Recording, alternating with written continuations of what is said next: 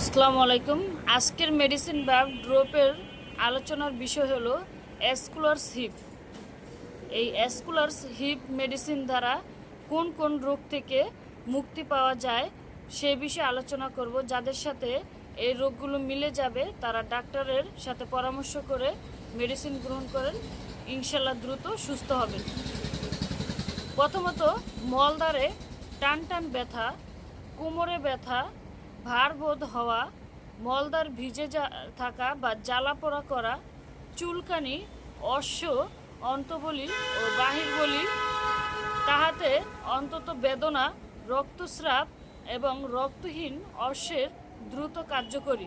এক কথায় সকল যেগুলো বলেছি মলদ্বারের দ্বারা যেগুলো সমস্যা হয়, মলদ্বারের আপনার যত প্রকারের সমস্যা হয়, এক কথায় পাইলস যাদের হয়ে থাকে তারা এই অ্যাসকুলার হিপ মেডিসিনটি গ্রহণ করতে পারেন।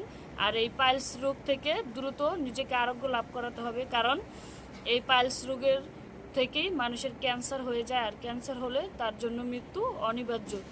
তো যারা লজ্জার বা ভয়ের কারণে এই পাইলসের কথা অনেকে বলতে না পারেন, অবশ্যই ডাক্তারের সাথে পরামর্শ করেন, ডাক্তার থেকে মেডিসিন গ্রহণ করুন, দ্রুত আরোগ্য লাভ করেন।